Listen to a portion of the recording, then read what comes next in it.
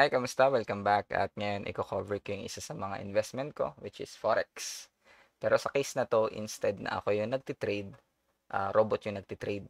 So, ang concept nun ay parang meron kang expert advisor or yung EA na tinatawag sa Forex na isiset mo lang yung kung anong gusto mong strategy. So, sa case na ginawa ko ay martingale plus hedging. Sa ibang video ko na i-discuss yung principle nun. Pero, ang pinaka-point lang ay, yun nga, robot yung nagtitrade at ang nag-develop nun ay si Sherwin sa case na ginagawa ko. By the way, si Sherwin ay itong nasa gitna. Tapos yung community na ginawa niya itong EA Nation. Legit to kasi nga na-feature na rin siya sa Rated K and sa Jessica Soho. And yung link ton ilalagay ko sa description below para mapanood nyo rin yung documentary ng buhay niya. And yun, nakapag-withdraw rin ako dito. At sa video na to, i-share ko yung honest review na kumbaga sa almost 1 year na ginamit ko to, ano yung marerecommend ko at ano ba yung what not to do.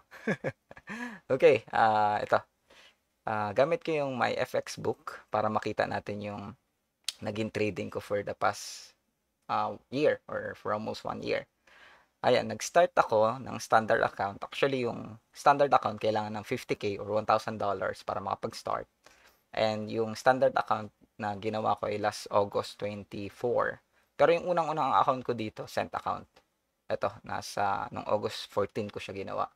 So yung Cent account naman, parang $200 lang yung kailangan mo. So nung inintroduce sa akin to, syempre sinubukan ko muna yung $200 so 10,000, medyo mababa lang. Tapos after siguro isang buwan, nag-gain ako ng halos 20%. So ayan, no, August 14 to September 14, yan, nag 26% ako ng $200 ko. So medyo okay to, good deal to. So medyo nag-greed na ako na, no, kumbaga may greediness na kagad sa heart ko. So nag-decide ako mag-standard account.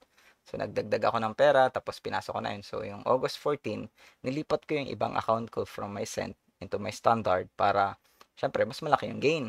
So after a month again, yung 50,000 ko kumita na ng almost 30%, yung 28%. So kinompute ko siya kanina. So halos $14,000 na 14,000 pesos, not dollars. Kagad siya in just a matter of month. So maganda to. So nagtry ako mag-compute, parang in 2 years magiging millionaire na ako or parang less than 2 years. So parang grabe, very very convincing. And somehow na disregard ko yung sinasabi nga ni Sherwin dun sa umpisa pa lang nung investment na to. Parang sinabi niya na wag kayo mag-invest ng pera na hindi kayo willing mawala or yung lalo na yung pinangutang. And true enough, nung unang drawdown na naranasan ko, nag-cut loss kaagad ako. Tapos naisip ko, okay lang to para break even. So kinat loss ko yan. So yung lahat ng kinita ko from August to October na wala ng isang gabi lang, parang gano'n. So parang kinita ko nun nasa 20,000 na wala na kaagad. And then parang back to zero ako. And after 2 months, nag 50%. So parang yung 50K ko, nag 65K, tapos bumalik sa 50K. Tapos nung November, nag-ano na siya, 75K. So parang ayos to ah. So parang nagdadagdag ako lagi ng pera. So kung mapapansin nyo, ayan oh, naglagay ako ng 1,000. Tapos nung September, since nagigreedy nga ako, nagdagdag ulit ako ng 1,000 or $1,500. So ang laki actually talaga nung pinasok ko dito. So almost 150K. And then nag-gain ako ng halos 100K din nun. Tapos nag-draw down, ayan. And then ito yung matinding drawdown na halos malimas yung investment ko. Itong step na to. And nung time na yon, nag-decide na ako mag-focus na lang sa eToro kasi nga doon mas kontrolado ko yung fundamental aspect kasi ito more on ano siya robot nga tapos more on strategy mo naka-stick lang sa algorithm na ginawa mo, which is sa case na to martingale and hedging.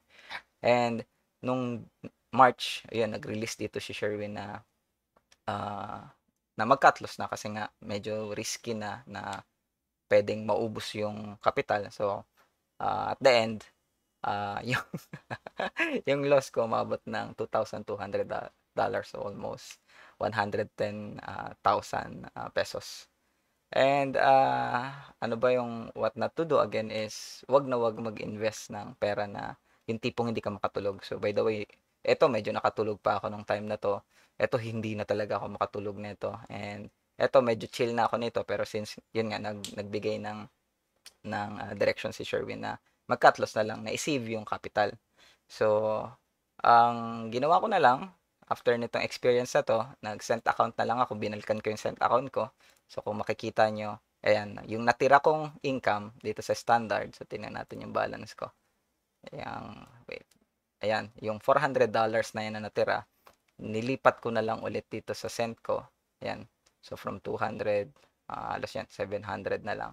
And, sa ngayon, nag-income naman ako dito ng $100. So, medyo malayo-layo pa yung habulin ko kasi nga nag-loss ako dito ng 2,200. So, almost 100,000 pa yung kailangan kong parang bawiin para makuha ko yung capital ko.